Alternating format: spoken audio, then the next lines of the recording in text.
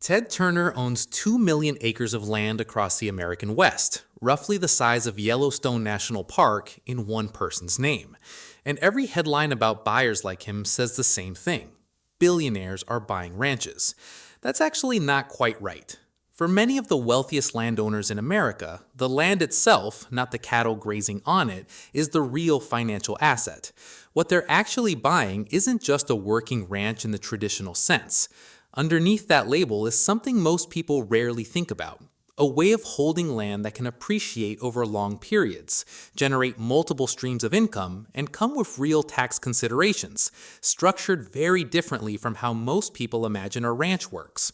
By the end of this, you'll understand what large landowners are really buying when they buy a ranch, and why the cattle on it might be just one small piece of a much bigger financial picture. Here's the assumption almost everyone makes, and it's an easy one to fall into. If someone owns 100,000 acres and runs cattle on it, it looks exactly like a working ranch, the kind a rancher's grandfather might have built from nothing. So people assume the economics work the same way too. Buy land, raise cows, sell calves, turn a profit. But run the actual numbers on a large-scale cattle operation, and something strange shows up almost immediately. The land alone on a serious operation can cost tens of millions of dollars. Fencing, water systems, and equipment add millions more. And cattle returns, by most industry estimates, tend to be thin, often in the low single digits as a percentage of the capital involved, before you even account for a bad weather year or a swing in the cattle market. So if the livestock math rarely produces dramatic returns on its own, why do people worth tens of billions of dollars keep buying more of this land every single year? The answer starts with recognizing what the land itself represents, separate from whatever is grazing on it. According to USDA data, U.S. farm and ranch real estate has generally appreciated over long stretches of time, though the pace varies significantly by region and property type. Some fast-growing areas have seen land values climb sharply in recent years, while other regions have moved much slower. For a landowner with enormous capital to place somewhere, ranch land functions less like a traditional business and more like a large, long-duration real asset, something that doesn't report quarterly earnings, doesn't swing wildly overnight, and can be held patiently for decades.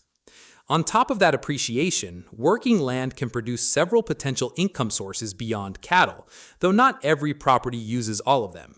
Hunting leases, grazing leases to other ranchers, timber harvesting, and increasingly guest ranch or agritourism revenue can all supplement whatever the livestock operation brings in.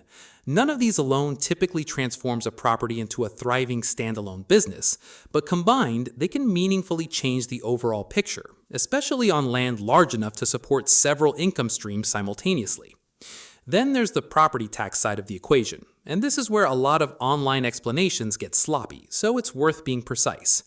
In many states, land actively used for qualifying agricultural purposes can be assessed for property tax based on its agricultural value rather than its full market value. This isn't a blanket exemption, and the specific requirements, how much livestock, how the land is used, how the state defines agricultural, vary considerably from state to state. But where a property does qualify, the difference between agricultural assessment and full market assessment on an expensive piece of land can be substantial, which is part of why maintaining some level of active agricultural use makes financial sense for large landowners, even when the livestock side isn't generating major profit on its own. There's also a more complex tool available to some landowners with significant acreage, called a conservation easement. In simple terms, a landowner can agree to permanently restrict certain future uses of their property, ruling out large-scale development or subdivision. Under specific IRS rules, if that restriction is a qualified conservation contribution made to a qualified organization and properly appraised, it may form the basis of a charitable tax deduction. It's important to be clear here, this isn't an automatic windfall. The IRS has strict valuation requirements, and it has aggressively challenged transactions it considers abusive, particularly cases involving inflated appraisals. Used properly, a conservation easement is a legitimate, established part of the tax code, designed specifically to encourage landowners to preserve open land rather than sell it for development. Used improperly, it's one of the most heavily scrutinized areas in the entire tax system. Either way, it's a tool that only becomes financially significant at real scale, which is exactly why it shows up disproportionately among the largest landowners in the country. Put these pieces together. Land that tends to hold or grow its value over time, several possible income streams beyond cattle, potential property tax advantages tied to agricultural use, and in some cases, a carefully structured conservation easement, and a very different picture starts to form. The ranch isn't simply a cattle business that happens to sit on valuable land. In many cases, it's closer to a long-term real estate holding, with agriculture as one part of how that land gets used and managed. Ted Turner is actually a useful example here, though not in the way people often assume. Turner Enterprises manages those 2 million acres alongside more than 40,000 bison, and the organization has specifically described its approach as both economically sustainable and ecologically focused. That's not a case of livestock being irrelevant window dressing. It's closer to an example of land, conservation, and agriculture being managed together, deliberately, as parts of one long-term strategy, rather than the cattle being the primary profit engine on its own. Other prominent landowners follow different versions of this same pattern. Some, like certain telecommunications and media investors, have assembled large landholdings partly through direct ranching operations. Others, particularly newer entrants from the tech and investment world, have moved into agricultural land ownership more as a portfolio diversification play, treating farmland and ranch land as a long-duration asset class alongside their other investments. The specifics vary considerably from owner to owner, and not every large landholding follows the same financial logic.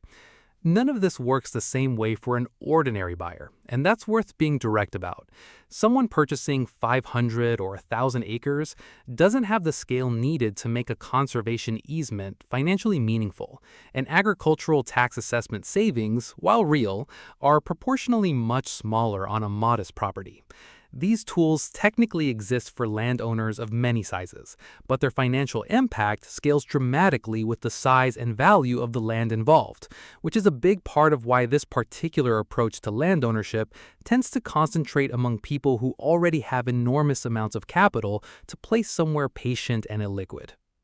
So the next time you see a headline calling someone the largest private landowner in America, it's worth reconsidering what that land actually represents.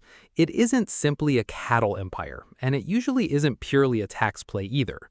In many cases, it's a long-term landholding where cattle, conservation, tax treatment, and appreciation are all working together, rather than any single piece carrying the whole strategy on its own.